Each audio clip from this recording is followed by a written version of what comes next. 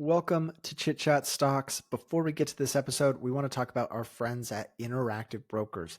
Interactive Brokers is the professional's gateway to the world's markets. Interactive Brokers offers commissions starting at $0 on US listed stocks and ETFs with low commissions on other products, and there are no added spreads, ticket charges, or account minimums. Clients in over 200 countries and territories trade stocks, options, futures, currencies, bonds, funds, and more on 160 global markets from a single unified platform. Clients earn interest rates of up to 3.83% on instantly available cash and pay margin rates up to 53% lower than the industry. You can also earn extra income on your lendable shares, and IBKR's powerful, award-winning trading platform helps every level investor succeed, from beginner to advanced on mobile, web, and desktop. When placing your money with a broker, go with a broker you can trust. Make sure your broker is secure and can endure through good and bad times.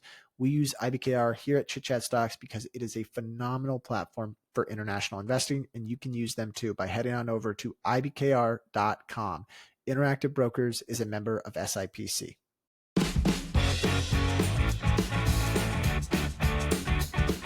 Welcome to Chit Chat Stocks. On this show, hosts Ryan Henderson and Brett Schaefer analyze businesses and riff on the world of investing. As a quick reminder, Chit Chat Stocks is a CCM Media Group podcast. Anything discussed on Chit Chat Stocks by Ryan, Brett, or any other podcast guest is not formal advice or recommendation. Now please enjoy this episode.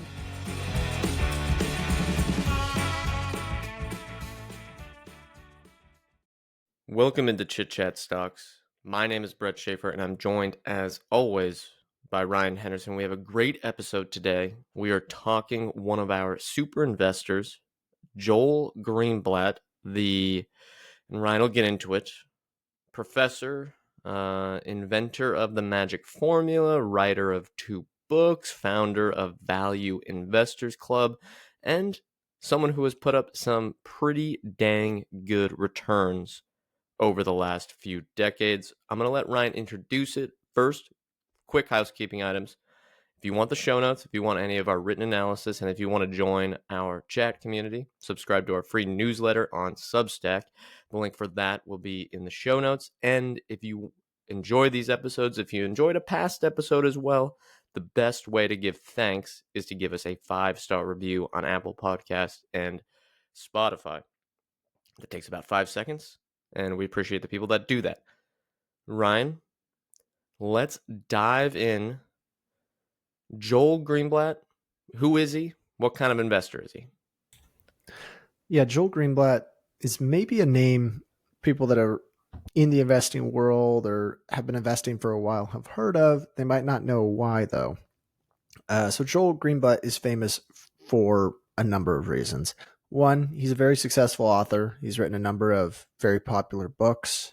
He's also one of the most well-known adjunct professors from the Columbia Business School for his value investing courses, which are public on YouTube. They're great courses.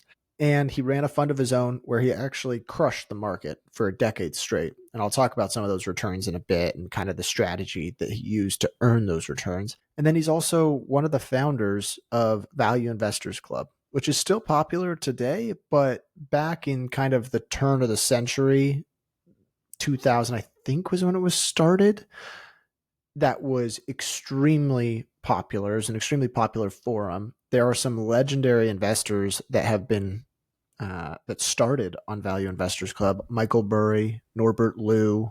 Investors we've covered before on Chit Chat Stocks. You can go listen to the episodes in your queue or in your feed on both of those investors.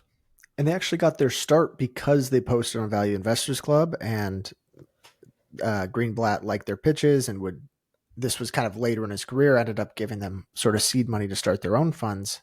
We can get into that in a bit, but before we do, let's give a little bit of background. Greenblatt was born in 1957 in New York. His father ran a shoe manufacturing company, which he credits to giving him sort of an early understanding of the behind the scenes on how a business works and what it's like to run a business. He was always a strong student from what I saw.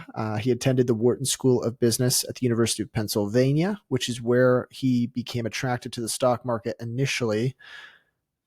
I listened to an interview with him, and I always think it's funny when people ask, like, how did you get into investing? You're expecting some like crazy story, but he's basically like, I saw a Forbes article that showed Ben Graham's rules for investing, and he said it just clicked and took him down the rabbit hole of reading all the Buffett letters and everything he could get his hands on at that time. Like Graham, though, Greenblatt was focused primarily on the quantitative aspects of securities. And in 1981, at the age of 24, he wrote his master's thesis paper called How the Small Investor Can Beat the Market. That paper was circulated widely. It was actually a very successful paper. And basically, I believe it kind of laid the groundwork for his later book called The Little Book That Beats the Market. Despite the interest in the stock market, though, and despite writing his thesis paper on it, after graduating from Wharton, Greenblatt went to Stanford for a year because he thought he was going to become a lawyer, wanted to go study law. And within that year, he quickly realized that was not what he wanted to do. He was enamored with the stock market, very interested in it. So he moved back to the East Coast. He apparently took a job as an analyst, I think, for a couple of years at a small firm where it was just 3 partners and himself. He was the only analyst. And while he was there, it was that job that Greenblatt was really able to hone his focus on special situations. And as the story goes, he was talking with a friend and he mentioned to the friend, like in passing, I think I could run my own fund one day. There's no reason I couldn't do this kind of thing. And then he says the next day his friend called back, and his friend worked for Michael Milken, who's considered the junk bond king. He was very popular at this time, very wealthy, and he would give seed capital to other investors. So his friend phoned him back and was like, Michael said, that's fine. And Greenblatt didn't really know what was going on, but essentially Michael Milken said, he'll give you seed capital to start a fund. So Greenblatt flew out to the West Coast, had to negotiate a fee structure. Apparently it was a lot harder than he was expecting to negotiate the fee structure, but he finally got the terms he liked. Greenblatt received a $7 million check from Michael Milken, which served as the foundation for Gotham Capital. I'm not sure how he chose the name Gotham Capital, but that was kind of the fund, the initial long-short fund that basically gave him the notoriety that he has today. Yeah, and I think, born in New York, I'm guessing that's why. And honestly, very good name, better than Bridgewater, Blackstone. This one actually has some creativity to it. Oak Tree. River Rock. You have to come up with something with nature. And stones, trees, mountains. Yeah. Just not volcano. You don't want anything blowing up. Don't want any of those analogies. We want smooth, very calming, and we're going to generate lots of returns for you. But Ryan, maybe you can take us through Gotham Capital. And for any listeners, Ryan read, what's the other book he wrote that you read?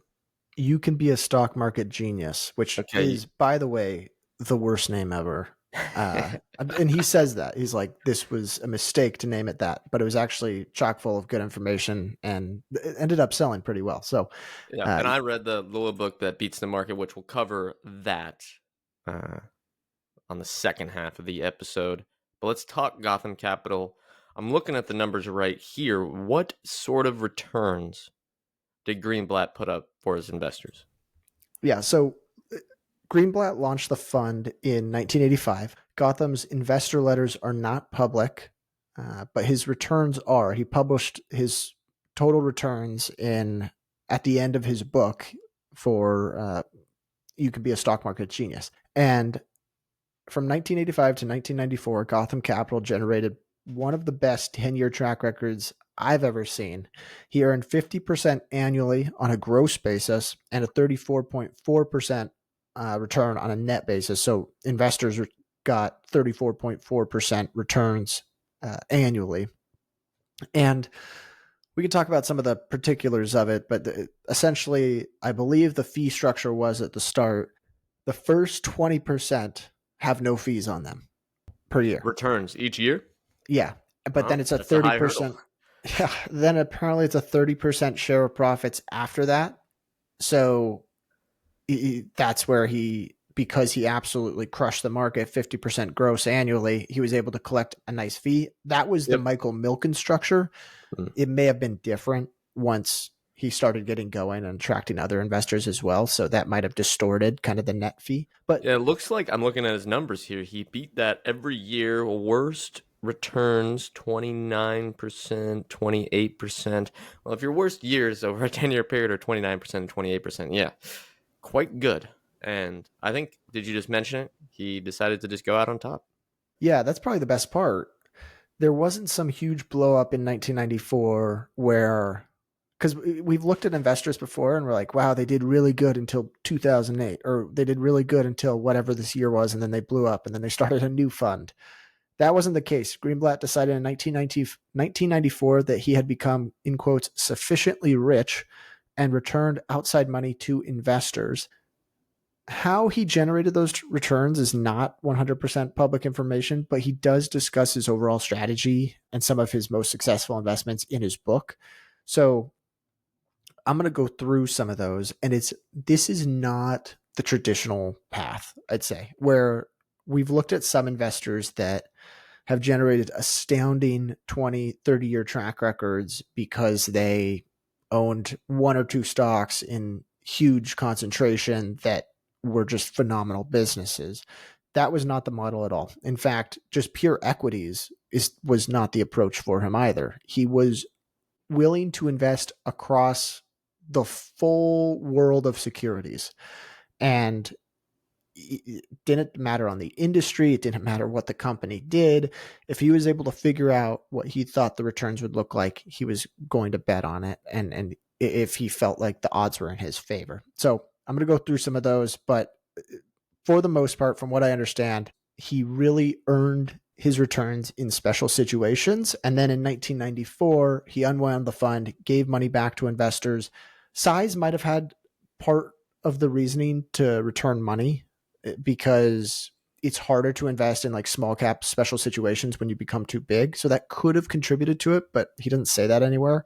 But now he just runs Gotham Capital, still a thing, and he just runs a number of mutual funds through it. Okay, let's talk about the 4 special situations from his book. I'll list them off for a little bit of a tease for the listeners. Spin-offs, risk merger and arbitrage, bankruptcy,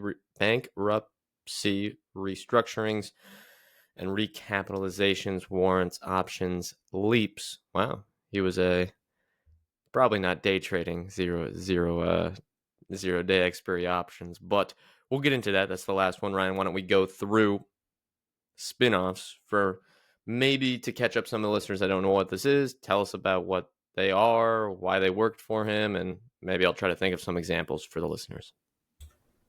Yes, just in general, spin-offs are when a company decides to, as it sounds, spin off a portion of their business, make it its own publicly traded security, either the entirety of that business or that division, or sometimes they'll spin off like a portion of it and they'll retain a certain equity percentage as well. But from what I can guess, and the fact that he makes this his first category, and he mentions this constantly throughout the book, how lucrative spinoffs can be, I would guess spinoffs are likely the category where he made the majority of his returns from 1985 to 1994. He knows these situations really well, and he was particularly good at understanding management incentives related to spinoffs. So the general theme with spinoffs that seem to be why he was so successful is because once a company is spun off, there's usually a disconnect among shareholders. Either it's a small part of a big business, so when it's spun off, certain investors that own the big business can no longer own it, or it doesn't make sense to own the spun off company because it's not going to contribute to their returns, whatever it is. And some funds obviously have market cap thresholds, stuff like that. So it just creates the shareholder disconnect. The other reason is maybe that spinoff is unrelated to why shareholders wanted to own a company in the first place. So, for example, I think in the 70s or the 80s, Altria spun off Kraft Foods.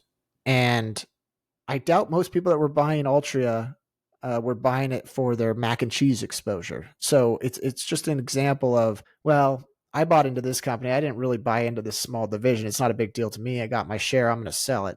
And so you see a lot of indiscriminate selling. And he talks about that as being a leading contributor to why there's constantly undervaluations in situations like this. And Greenblatt offers a 7-point checklist for spinoffs. So I'm going to go through these. The first one is number 1, and this was news to me. Spinoffs in general beat the market. I did not know that. 2, He says picking your spots within the spinoff universe can result in even better results than the average spinoff. I guess that makes sense. Obviously, if you can determine any sort of edge or find something that looks slightly more attractive, you should do better than just a general spinoff.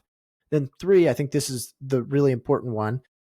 Certain characteristics point to an exceptional spinoff opportunity. A, institutions don't want the spinoff.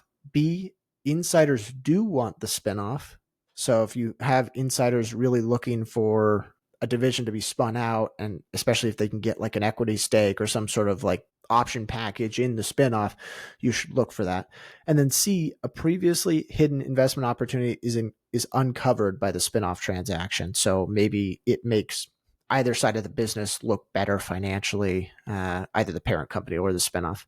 And then I'm going to go through the last couple here. He says the 4th point on his checklist is you can locate and analyze new spinoff prospects by reading the business press and following up with SEC filings. That's just kind of, he did this all the time. Basically, a lot of people just didn't want to read the prospectus. They didn't want to read the SEC filings, but oftentimes there were a ton of nuggets in there that weren't covered by the press. 5, he says paying attention to parents, which is the parent company, the company that's doing the spinoff, can pay off handsomely. And then 6, partial spinoffs and rights offerings create unique investment opportunities. 7, oh yes, keep an eye on the insiders. One big lesson that I took away from this part of the book, he did not really care what industry the companies were in. If it's complex to him, it's probably just as complex to everyone else. So he would always read the filing and try to understand the situation to the best of his ability, because he found that often the complexity created even wider mispricings. And the fact that he was willing to do the digging is probably a huge reason why he was able to generate such great returns at Gotham Capital. Yeah, let's talk some examples of spinoffs. You mentioned Kraft Foods. Just a quick correction for the listeners. I know someone probably knew this and was going to get mad. The spinoff was in 2007, not in the 1980s, and was all a part of the same company that is now split up into Altria Group, Philip Morris International, and Kraft Foods, and maybe some others here from what I'm trying to read quickly. So that was quite the monster business and one of the largest in the world for a time there before they spun off. And hey, some of those have done quite well.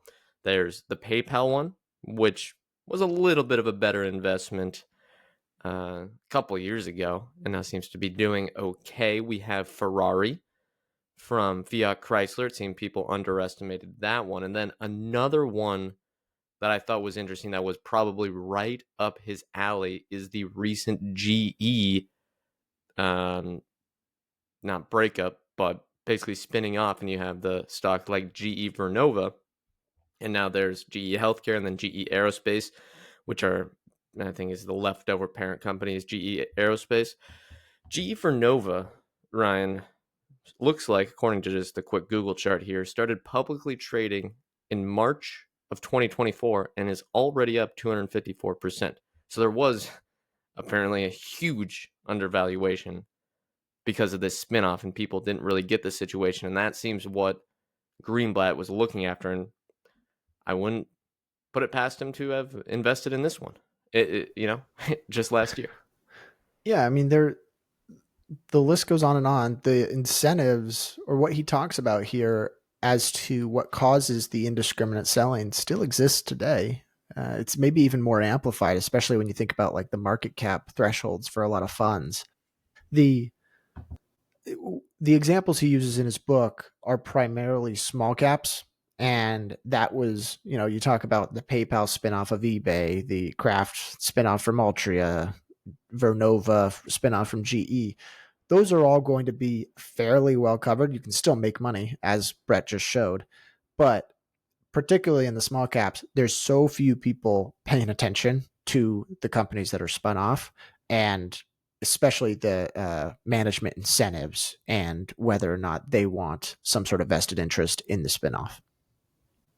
All right, let's talk number 2, mergers and arbitrage. Now, this one is one that a lot of people know. I think we even tried that once. Well, maybe. Did we do that with Activision Blizzard, or we kind of... I think we were just following the situation. I don't know if we ever owned it, but Greenblatt, I'm reading unsuccessfully. We owned it. Yeah, there we go. Greenblatt is not fond of merger arbitrage. Now tell the listeners why, Ryan.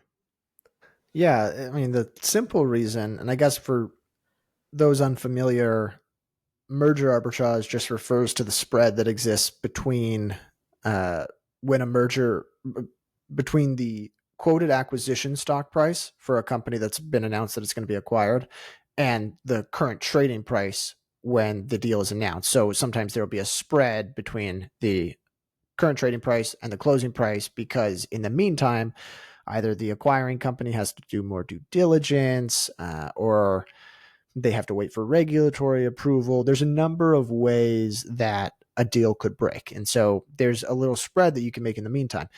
Greenblatt basically says that he was just never fond of the low potential upside, high potential downside that came with this category.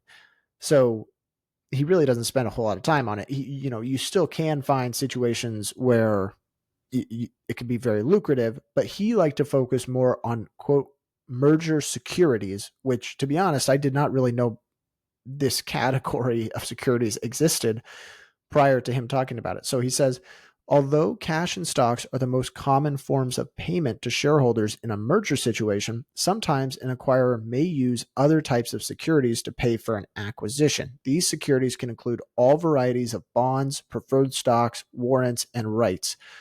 This was a general theme with Greenblatt. I mean, he invested in some things that I had no idea even existed, uh, like security types that I did not know existed, and he basically the fact that people like myself don't know they exist and it's too complex for a lot of people to analyze is what creates these massive mispricings. And very in the same vein as spinoffs, where you get this indiscriminate selling because people didn't buy when they bought the initial security, they didn't want the spun off security. You get the same thing with merger security. So Greenblatt finds opportunities in this area because let's say you invested in a company's stock and then 3 years down the road, that company gets acquired and all of a sudden you've got some bond, some merger bond in a company that you didn't even invest in the first place. You're probably going to sell it. Like I'm thinking about it in my own case. If I bought a company that got acquired and all of a sudden I've got bonds, I don't typically own bonds, I'd probably sell it. So you get these huge mispricings and discounts to their face value. So, or I guess bond discounts overall. So that's where he was generally looking when it came to risk/merger arb. He didn't really spend a lot of time, I don't think, on pure merger arbitrage with the equities, but the other types of securities, that's where he was really doing most of his digging. All right, nothing to add. And I will say I have not heard of these either. Maybe they don't really exist anymore. Not sure. But any listener that has dabbled in them before, let us know. Maybe we could do some more digging on that. Although I guess Greenblatt isn't really pitching that this is such an exciting category. He likes these other three better. Let's move to number 3. Apparently, I can't say this word. Bankruptcies and restructurings. We have maybe one of the best, and it could have been because of some political stuff, but Fannie Mae and Freddie Mac. This could end up being one of Bill Ackman's best returns, and I think that was basically it's a restructuring with the government. That was a little bit of a complicated situation, but I'm sure Greenblatt would put that in this category. How does he look at bankruptcies, restructuring, and where's the opportunity for investors? Yeah, and before I get into this, I will just say some of these strategies are not easy to replicate for the average person that just has a day job and A lot invests of on the research takes side. time. Yeah, it requires a ton of digging, a ton of reading of filings and legal speak, and bankruptcies and restructurings in particular. So Greenblatt explains that there are a number of reasons a company goes bankrupt beyond just being a bad business. One, sometimes it's mismanagement, sometimes there's too much leverage, sometimes they made an acquisition, they paid too much, they levered up to do it. There really are a number of reasons that a company can go into Chapter 11 bankruptcy protection. And a company that goes into Chapter 11 bankruptcy protection can still be a good business. And so here are his tips for analyzing bankruptcies. He says, bankruptcies can create unique investment opportunities, but be choosy. As a general rule, don't buy the common stock of a bankrupt company. I see this a lot, and especially now when a company's like on the verge of bankruptcy. I see people say, once it goes into bankruptcy, you can still make money, and they buy the common stock. And that's usually not what you want to do, because that's going to get wiped to zero for the most part. But what he looks for is the bonds, bank debt, and trade claims, which another example, I didn't know trade claims was a tradable security. I don't even know explicitly what that refers to, but Me neither. yeah, so it's bonds, bank debt, and trade claims of bankrupt companies can make attractive investments. But first, he says, quit your day job. That's basically him saying it's going to require a ton of research. He then says, searching among the newly issued stocks of companies emerging from bankruptcy can be worthwhile. Just like spinoffs and mergers, bargains are often created by anxious sellers who never wanted the stuff in the first place. If you were a debt holder or a credit holder, or say you gave the bank debt, for example, to this to a company, and they end up giving newly issued stock to you as the form of recapitalizing through bankruptcy protections, that's not really what you're looking for. You're going to see a lot of indiscriminate selling. So it's another example. I mean, that is a common theme that he sees or he looks for, is just where is indiscriminate selling happening. And then the last one is, unless the price is irresistible, invest in companies with attractive businesses. So try to find out why the company went bankrupt. If it's because they're so unprofitable and they were just hemorrhaging cash that they had to go bankrupt, that's probably not the type of company you're looking for. If it's a profitable company that had mismanagement or too much leverage, but their core operations are still generating cash each year, that can be really good when you get the newly issued stock of the company that's emerging from bankruptcy. And Yeah, then, and to yeah, add on to that, this is not really something I guess investors could replicate, but I believe that was likely the mindset of JP Morgan taking on First Republic Bank. They had that liquidity crunch. They really made a few mistakes, but they had a great brand. Hopefully, it's not totally ruined because of that banking crisis of 2023. Silicon Valley Bank, First Republic. If people don't, remember, then J.P. Morgan took them probably at an extremely cheap price. They were able to absorb that on the balance sheet, and hey, it was a good franchise. It had been for a long time, and maybe they got it at an absolute steal. yeah. And then his selling tips are: trade the bad ones, invest in the good ones. That is, you can still make money on a bad company that goes bankrupt, right? You can trade the debt securities, the bank debt, the trade claims, and squeak out an economic return.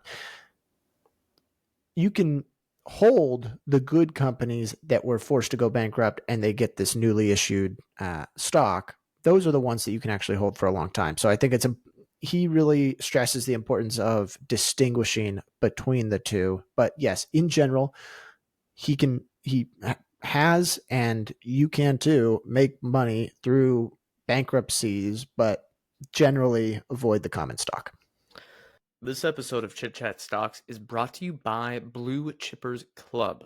The club was started by two friends of ours with the goal of building a tight-knit community of stock-focused investors. You can break down your portfolios, pitch stocks, receive feedback, talk to other people about their stock ideas, get insights for your own portfolio, and participate in weekly calls with other investors. We love this idea. We wanted role models when we first started to get into investing, and we think that joining Blue Chippers Club can really help you level up as an investor, bounce ideas off other people, talk with us, talk with many other investors that have joined the network. If you're interested in joining, head on over to bluechippersclub.com and hit apply. The link will be in the description. The way I'm looking at this is it feels like these bankruptcy plays or restructurings are almost like deep value investing. You want to get some absolutely dirt cheap stuff. You might not make it your entire portfolio, but a collection of them. Maybe there's not that many going on at one time, but over time, if you keep repeating this process and try not to be idiotic about it, that can be much better. Whereas the spin-offs, that's almost like quality. Oh, I have this undervalued quality stock that's coming to market. Ferrari, the best example, the stock we both should own today, but somehow I guess didn't see that mistake. Learn, learn, and for next time. But with restructurings, yeah, I guess that's just kind of how I was looking at it. Doesn't feel like, and maybe you can agree or disagree, I don't have an incentive to do bankruptcy. It doesn't feel like it's something I'd want to do. I'd rather do invest in something that I can buy and not check every day and go to the beach. Yeah, Greenblatt in general is not, for the most part, probably not the kind of investor I would copy. But there are lessons to be learned here. Spin-offs, I would feel incentivized to look at more, because the other part is all of a sudden there's this newly issued security that doesn't have nearly the hype of a company that goes public via a SPAC or traditional IPO route, whatever it is. They're not going on a road show and trying to get investment banks to get their clients to buy it. This is just like, in a lot of the cases, management doesn't really want it to be all that public. They might have a stake in the spin-off company. They know it's going to be worth a lot more in the future. Or maybe they have options that they want to have a low strike on so that they can buy it, I don't know, 3 months, 4 months, whatever it is, a year in, and then they get all the upside. So they're actually like, it makes sense as a great hunting ground for potential new investments, especially, I mean, you just called it out. It's still happening today. The GE spinoffs, I think there's been a number of, I think 3M has kind of been splitting itself up as well.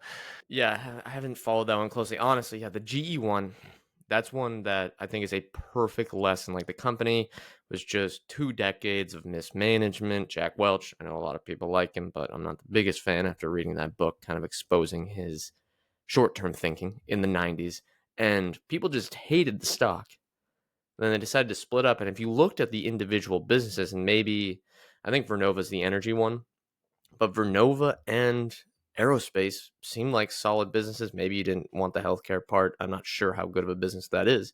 And you could look at the sum of the parts there and say, well, we're actually going to get the ability to trade these separately, and shareholders have actually crushed it. That's one that I think we could have seen if we looked at it closely, and I think listeners could as well, as opposed to bankruptcies. Well, that's tough and very high risk. All right, let's close out your section here. Fourth one, unless you have anything to add: recapitalizations, options, warrants, and leaps. Yeah, this is the last topic.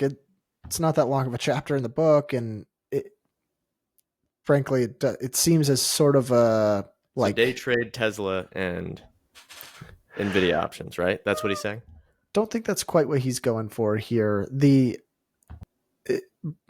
For the most part, it seems this is kind of a way to capitalize on his analysis from the other 3 sections. Like, if he's analyzed a lucrative spinoff, or he's analyzed something, a company, some of these derivatives are a way for him to make money faster. So, not going to spend a whole lot of time here.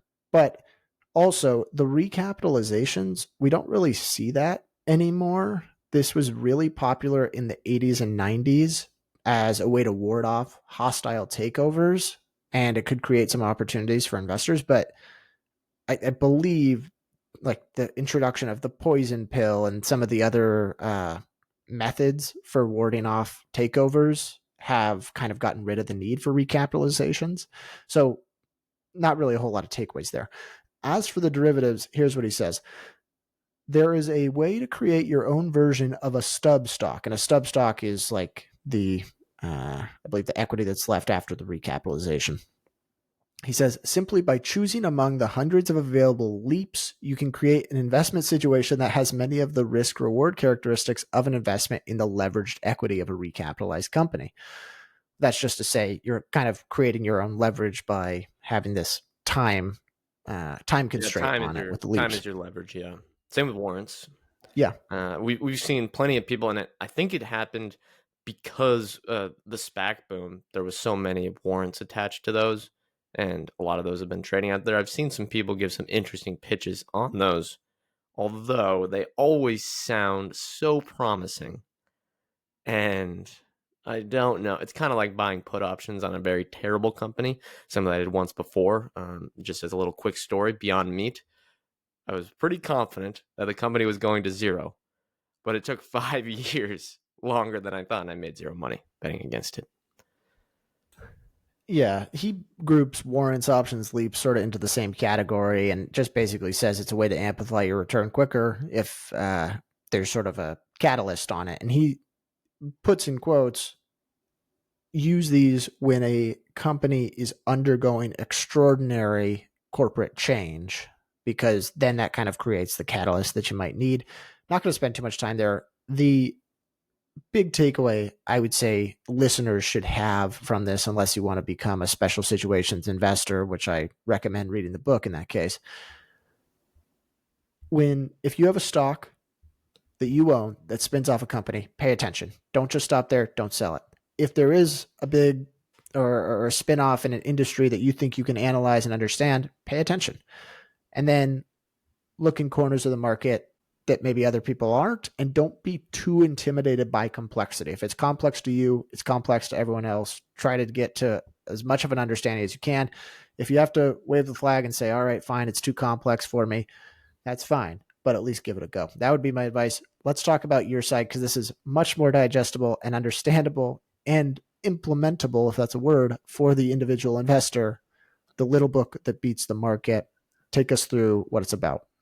Okay, so the whole point of the little book, which I actually got from my local library, use those. You can get it for free. Well, yeah, paid for by tax dollars, I guess. But the whole point of it is finding high quality stocks trading at a cheap price. That's it. That's the two factors he's going through. And for someone that maybe is a very, very beginner to investing, I'm not sure you'd be listening to our show, but if you are, I would recommend buying this book because it connects what a stock is versus a business and how they are the same, and using private businesses analogies. It's very, very good if you're starting out. If someone asked, what book should I read first? I would not recommend The Intelligent Investor. I would definitely recommend this one to beginners because it's way more digestible. And that's all he's doing. Similar to Buffett, Graham, or David Gardner, he wants to find an intersection on, an X and Y axis between cheapness and durability that creates strong returns. You'd have Graham at the very extreme end on cheapness, and you'd have David Gardner on the extreme end that doesn't care as much about valuation, but just wants to buy the best companies and hold forever. And in order to quantify this dynamic, Greenblatt and his team ran a study to see how a formulaic approach to the intersection of quality at a cheap price did versus the broad stock market. As he highlights in the book, these returns were simply the first run in a backtest, so they didn't optimize to find the perfect returns, and they were not repeated with varying criteria. So there was no 2020 hindsight that they could just optimize here. They just ran the test, and as you will see, the process was fairly simple. So we have to go through each criterion why he's using it.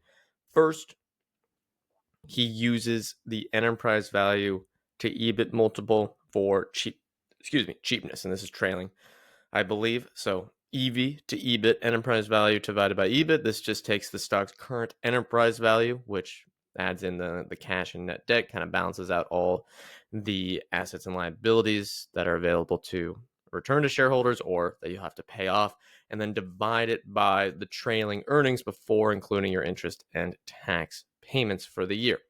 The idea around it is simple, but maybe today is as good as ever to relearn why cheapness is good, especially with the market at all-time highs and a lot of stocks that don't have any revenue trading at market caps of $5 and $10 billion. If you buy a stock at a cheaper earnings multiple, you are getting a higher earnings yield, cash flow, good cash conversion, hopefully, coming onto the balance sheet of that company that can be returned to you, the shareholder. An EV to EBIT of 5 is much better than 50 if the company is the exact same. And just using this and going extremely cheap, you can also use other metrics like book value, trading below the nets, all that stuff. This would be the Ben Graham, Walter Schloss, pure deep value approach of the formula. And all Greenblatt did was take a list of every stock in his investable universe. We don't need to go into the details of all that, and just rank it in order of EV to EBIT. So the cheapest one in EV to EBIT gets a ranking of 1. Most expensive gets a ranking of, say, 1,000, if that's the last on the list. And how does it look if we target EV to EBIT in public markets today? Using our friends at FinChat, I'll say throughout this whole list, I used the screener at FinChat. It was very intuitive and easy to use as I was building these lists. And I use the screener all the time to help me discover new ideas. And as we'll talk about at the end here, potentially another new idea to investigate, one that overlaps on both these lists that I'm about to go through. Ryan, something to add? Did you use the natural language screening? Did you type in your screener criteria? I did not, because I already knew what screener one is, and I actually didn't know that was a feature, but I will be testing that out shortly. Lots of good AI tools on there. But all I did for this first screener, to just do cheapness, is stocks with a market cap above $1 billion that have an EV to EBIT below 5. It's a list of companies maybe people have heard of. There's one called Huge with 3 U's, Cal-Maine Group, Botronics, Lending Club, Graham Holdings, Weatherford International. These are the hot stocks of the day that everyone's reading about on CNBC and the Motley Fool. I just made the list to see what popped up. And even though you put a market cap above $1 billion in a time when there's a lot of stuff trading at 30 times earnings, 40 times earnings, 50 times earnings, there's still plenty of stuff out there with an EV to EBIT below 5. I think I've heard of one of these companies, and that honestly gets me excited because it just goes to show that there are so many companies out there that no one's heard of that there's plenty of opportunity for. Oh yeah, Guaranteed. Lennar right there. Or is that what you're? Yeah, Lennar's probably the only one. Yeah, maybe Cal-Maine Lending Group, Club. I think, and this is another lesson from the list, is you have to build the list and then investigate. When they ran the study, it was more quantitative, but I think Cal-Maine is the biggest egg producer. So there's those soaring egg prices, and I think they're probably over earning, and that's what's getting priced into the stock. But who knows? You want to investigate every time to make sure you're not buying a value trap or investing in something that earned $1 billion last year, but normalized is going to be just like $200 million, something like that. Yeah, I would say looking at this list, I'd probably want to add some sort of criteria to make sure that it's not a temporary. The denominator in this formula, the EBIT in this case, is not temporarily inflated. Because sometimes there could be sort of a tax situation, or like in the Cal-Maine example, they're over earning that 1 year. Suddenly, it makes the valuation look a lot cheaper than it is on a forward basis. So, and I believe you can actually use. I think you can filter for EV to forward EBIT on FinChat as well. Now, there's a debate on whether that's helpful or not, because the analysts that number gets compiled to be made, turns out sometimes they're not always correct, but that's a debate for another time. Now, the second one here is going to be buying quality, the second factor. And again, I can use all these on FinChat. Use our link in the show notes. They've been a fantastic sponsor for us, and you can get 15% off any pay plan. Help really analyze your existing companies, and as we're going to learn through today, finding potentially new stocks to research. So this is a quote from the little book that beats the market. In short, companies that achieve a high return on capital are likely to have a special advantage of some kind. That special advantage keeps competitors from destroying the ability to earn above average profits. We've heard this talked about time and time again. It's a lesson we've learned repeatedly, and it's an important metric for every single investor to understand. That is return on invested capital, ROIC.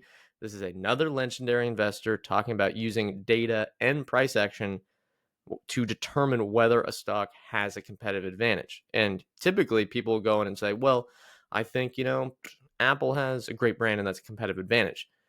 Greenblatt and even David Gardner, who we recently studied, they say that what a stock has done and what their financials are telling you would say that the company is of high quality. Because if they have a high return on invested capital and have had one for a long time, that is an indicator that they are advantaged versus all of their competitors. Now, you don't need to aimlessly, what he's saying is you don't need to aimlessly start looking for a competitive advantage. Use a return on capital filter to identify potential stocks that have one, and then hopefully buy them at a reasonable price. I think listeners can kind of get where we're going to connect here.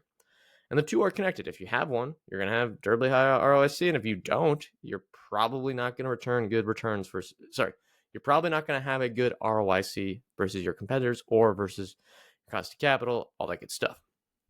In Greenblatt's book, I assume he used EBIT as his earnings, but if we want to learn, for anyone that doesn't know, return on invested capital is just taking an earnings number and dividing that by all the capital, or just money. Capital is just a fancy word for money, that has been invested into the company. So it's your return on all the money that has been spent on, say, your manufacturing base, your store count, your headquarters, everything. Now, it doesn't include employee salaries, and with intangibles and stuff like that, that can get messy in how you calculate it. I'd recommend reading Michael, is it Mauboussin? Mauboussin? He's got a lot of good papers on doing that. That's more detailed stuff that we're not going to do on this podcast. But again, it's just your return, earnings over your invested capital.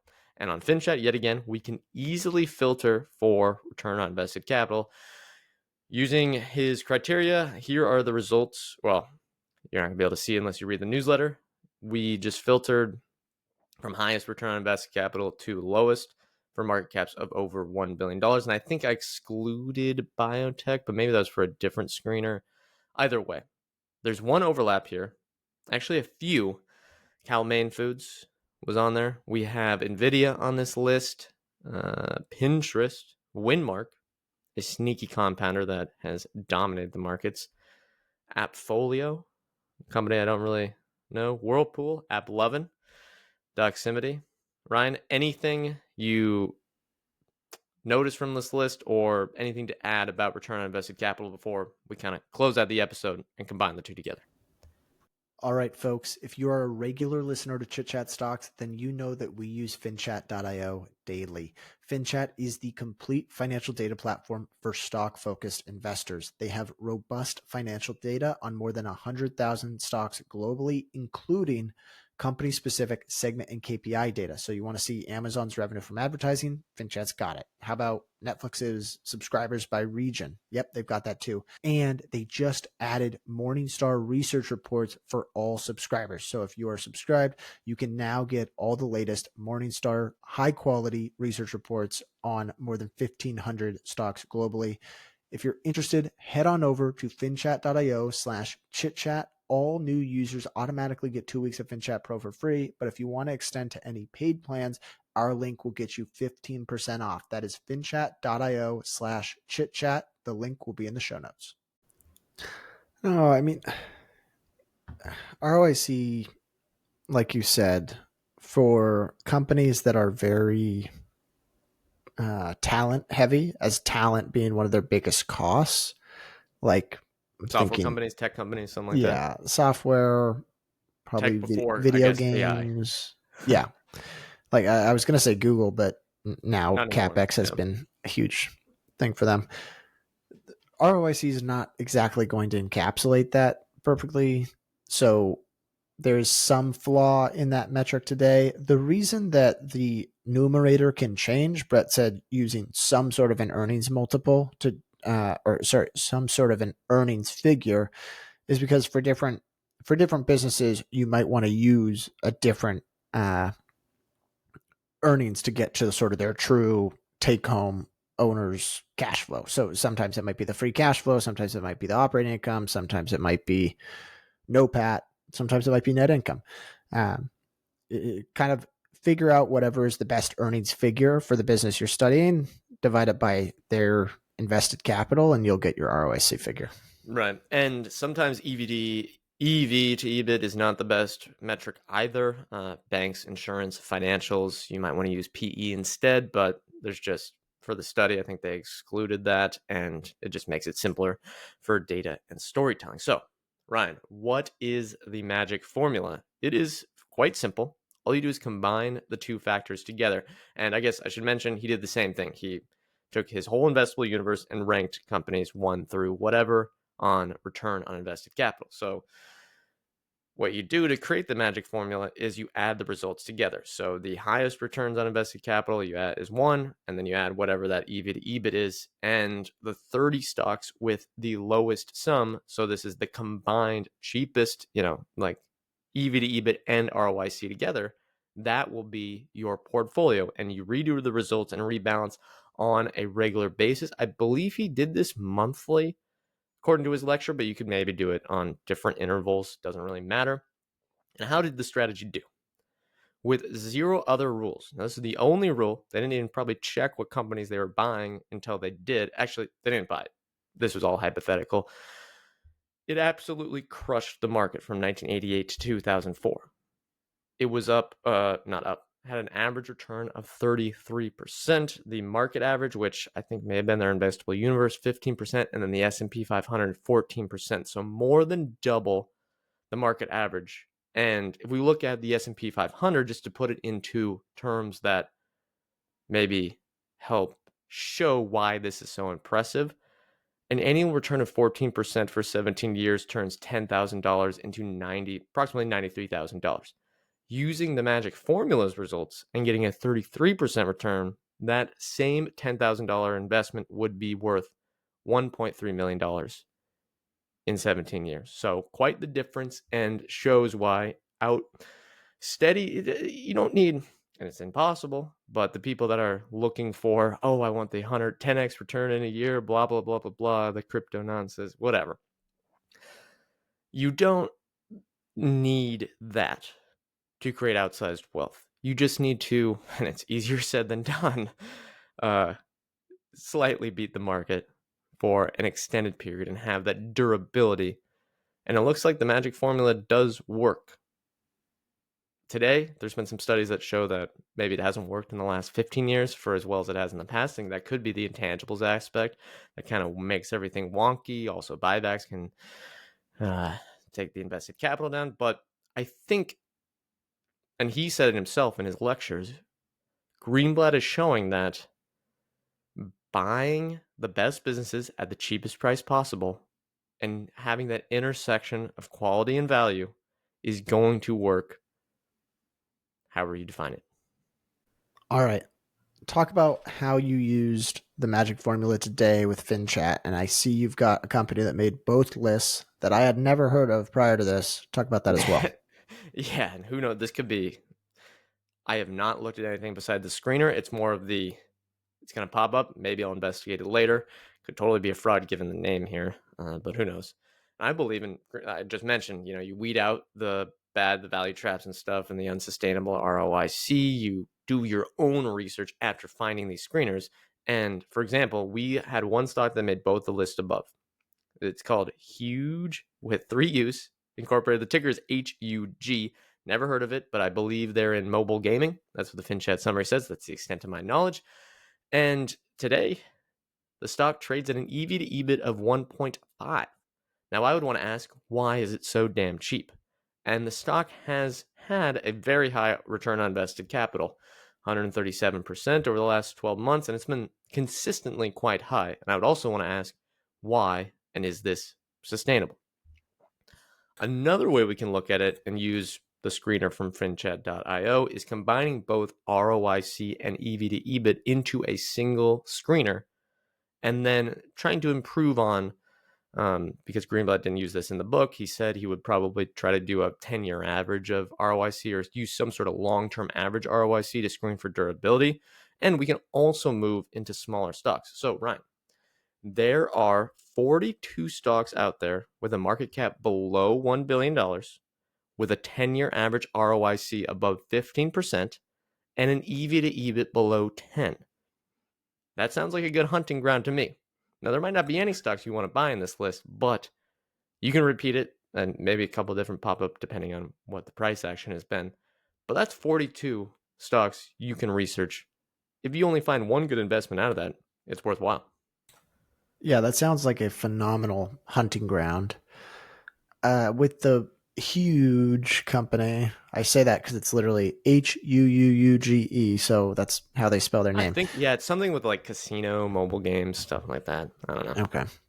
Yeah, I was going to say the ROIC probably isn't the biggest deal because I'm guessing tech talent's probably one of their biggest expenses, so it might not be encapsulated there. But you can just filter for, like Brett said, on FinChat, 10-year average ROIC, 5-year average ROIC. That's usually the figure I use because some of the companies that went public in 2016 might not get encapsulated in the 10-year average ROIC figure. So I like to do the 5-year. And then you can also add, if ROIC isn't the perfect figure, you could do some sort of EPS growth parameter. Say you wanted EPS free cash flow per share. Yeah, or free cash flow per share growth over 5 years, like making sure that there's some true growth over that time is quite helpful. So here's another one on valuation. Now, sometimes, and all else equal, you'd rather invest in a profitable company. Sometimes there's companies out there that are not profitable at the moment or barely generating a profit. Amazon historically, as an example, would not pop up on the screener. I like to filter for EV to gross profit sometimes to pick up some of those companies that might be trading at a cheap price relative to their quote unquote unit economics, their gross profit, and maybe investigate those even if their bottom line profit's not that high. That's how I found, I knew about the company before, but I think that's how I found Remitly showed up on a screener, and I said, oh wow, this is still kind of cheap, but it's cheap on an EV to gross profit level, but the PE, price to free cash flow, EV to EBIT, didn't look great. yeah, I honestly love using screeners. There's a lot of garbage, and there's a lot of companies that maybe show up because of some sort of irregular accounting thing, but it's such a valuable hunting ground if you can get the right parameters, like those, if you're looking for a low enough EV to gross profit, and you can filter through that list and say, wow, this company, it doesn't show up when you screen for earnings growth because they haven't turned the corner. But if you think that they can get that operating leverage, this can be a phenomenal place to find potential multi-baggers. Yep, Give and this this is why quote. a good FinChat is a good screener. You could also use, I'm just spitballing here, they have all these and it's very easy to use. You could do EV to gross profit and then gross profit growth and revenue growth, say 3-year average above 15%. That can also weed things down. There's a lot of things to play around with and find investing ideas. It's well worth the money. Okay, were you going to talk about lessons as we close out? Yeah, do you want to give this quote from the little book? Sure, and it'll be in the newsletter as well. It kind of encapsulates everything within the book and what investors should do. So he literally asks, what should we be doing? Ideally, better than blindly plugging in last year's earnings to the formula, we should be plugging in estimates for earnings in a normal year. Of course, last year's earnings could be representative of a normal year, but last year may not have been a typical one for a myriad of reasons. Earnings could have been higher than normal due to extraordinarily favorable conditions that may not be repeated in most years. Alternatively, there may have been a temporary problem with the company's operations and earnings may have been lower than in a normal year. All he's saying is you got to project the future, and the past does not matter as much, even though it can help you filter what stocks are potentially cheap. It will be what the company earns in the future that determines the path of the stock price. Okay, we're running up on time. About an hour in here, Ryan. What are the lessons you took away from studying Joel Greenblatt? Don't be intimidated by complexity is probably one I have. If you get in, you're doing your research and you've given it your best shot and it's still too complex to understand, that's one thing. But don't just see the name, see the industry, hear warrant, option, bond, spin-off, whatever, and think that's outside my circle of competence. I don't care, because there's opportunities in there. So I recommend at least doing a little more digging than just omitting it right away. The other thing to note is I'm probably not going to implement this for myself. That's not really the type of stocks I'm looking for, but there are more mispricings in those complicated, ugly, less traded parts of the market. Not as much as there were when he was running Gotham Capital. It's worth noting that he's actually mentioned that in his book, and he's mentioned that a couple of times, that in some of these markets, it has gotten far more competitive than it used to be. So bankruptcy and restructurings. Quantitative funds had really, you got to kind of think a little differently today. Yeah, it's been kind of some of the edge there. And just think if Renaissance Technologies can beat you on this, I don't know if anyone knows that, has read that book, but kind of think, could they crush me on this? Maybe it's not the area to play. Yeah. The last one I'll do or the last lesson I'll say is do your own homework. He gives this quote that I really like. He says, there are really only two reasons to do your own work. The first is pretty simple. You have no choice. If you are truly looking at other situations that others are ignoring, there will rarely be much media or Wall Street coverage. He says the other reason to do your own homework is closely related. As much as possible, you don't want to be well paid merely for taking big risks. Anyone can manage that. You want to be well paid because you did your homework. If you are one of the few people to analyze a particular investment opportunity, it follows that you are in the best position to assess the appropriate payoff. So I really like that quote. And it just goes, I kind of catch myself doing this sometimes. And it actually goes back to our interview we had last week with Ryan O'Connor and Tuan, where Tuan says this thing. He says Value Investors Club, and this is funny because Greenblatt founded Value Investors Club. Says it's honestly made me a worse investor because you're looking at someone else's finished product and you don't gain as much value, and you can't truly assess what the appropriate payoff is by looking and trying to digest someone else's work. It's so much. You can really internalize the idea when you do your own work, and I just I like that quote, and you saw that with Greenblatt in a huge way.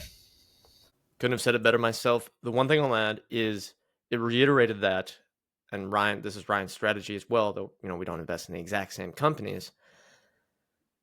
A strategy of being patient and waiting for the fat pitch of quality at a cheap price will work. Buffett does it. Greenblatt does it. Munger did it. So many of the best investors did it. And I just think if you're going to not invest in index funds, it's just the way for the individual to go. All right. Anything else, Ryan, before we get out of here? No, I recommend reading his books. Both of them are pretty good, especially if you're interested in special situations. Yeah, little book.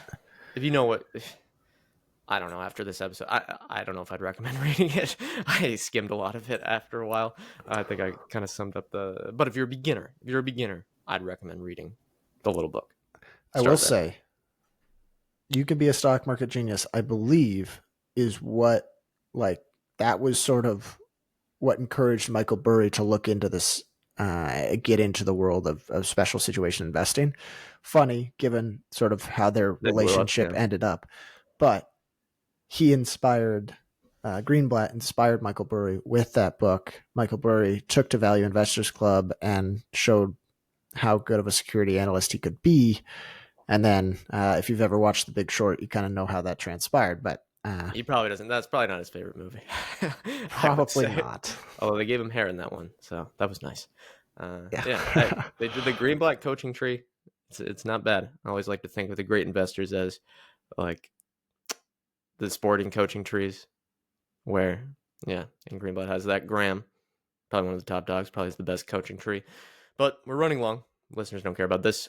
Let's hit the disclosure and we'll get out of here. We are not financial advisors. Anything we say on the show is not formal advice or recommendation. Ryan, I, or any podcast guest may hold securities discussed in this podcast, may have held them in the past, and may buy, sell, or hold them in the future. Thank you, everyone, for listening. We will do more of these on a regular basis until we really just run out of investors to do and the format gets tired. And we're going to cover plenty more stocks on the podcast. So keep following us. Thank you for listening, and we'll see you next time.